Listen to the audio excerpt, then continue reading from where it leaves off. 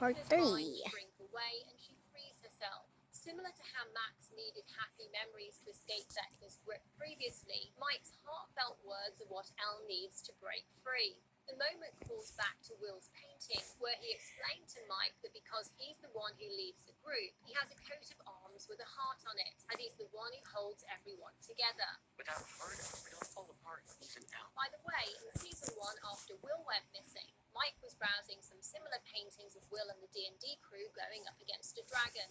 Another interesting detail about Will's painting is that when he shows it to Mike, he claims that Eleven asked him to draw it. Did you paint this? Yeah, I mean, Elle asked me to. She commissioned it, basically. She told me what to draw. But this doesn't match Elle's voiceover in the first episode. Will is painting a lot, but he won't show me what he's working on. It's possible Will is embarrassed to tell Mike why he really drew the painting, so he's pretending Elle asked him to do it instead. The combined might of Eleven pinning Vecna in his mindscape, Murray flaming the Demogorgons in Russia, and Steve and Robin's use of Molotov cocktails weakens the villain to the point that Nancy can finish him off with some close-range gunshots. This sends him flying through the Creel house attic window to the ground below, where he appears to be defeated. However, when they go downstairs, his body has disappeared.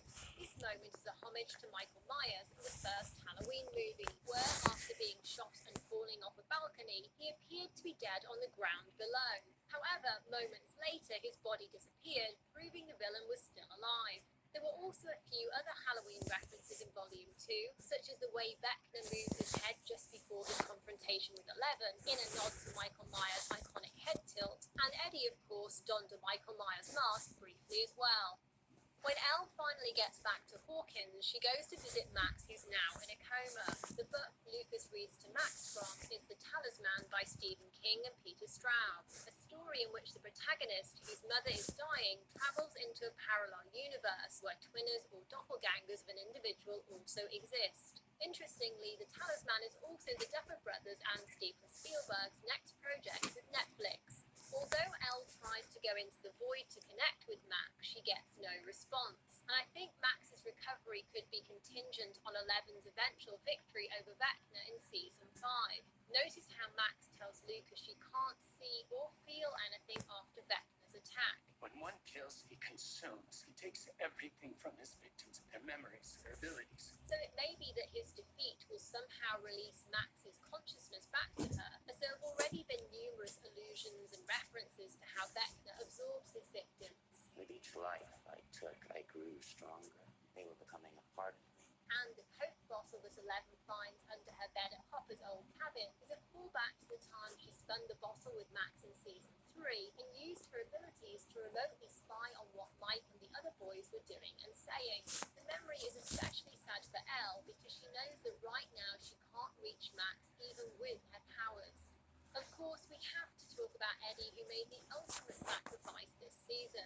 There were various clues earlier on to his fate, such as him talking in the first episode about how he'd finally graduate and hand over the reins of the Hellfire Club. This year, you boys, the future of Hellfire. And how he kept pointing out he wasn't a hero.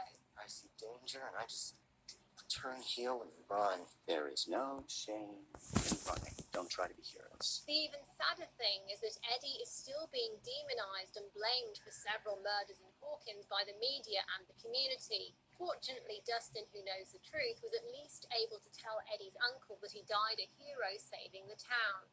As for Eleven, she got an emotional reunion with her dad in his cabin, and notice how she was still keeping her door open a few inches, just like she did in the opening episode of Season 4.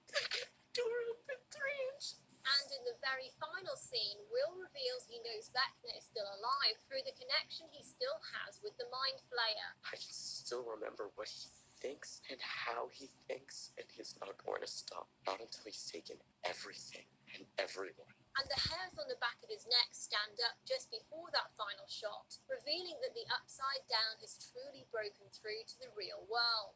The flowers in this field are rotting away, similar to how a pumpkin Because she field might began go to back decay after the Upside Down's tunnels reached them to in Season 2. other You can also world. see the Upside Down's characteristic Because red this lightning world flashing is gonna over be here, where the main destroyed. breach appears to occur. Right This here. basically confirms the vision Vecna gave to Nancy about what Vecna was to and- come. Downtown they're probably gonna. soldiers. This I giant think. creature with Okay, so I'll show you.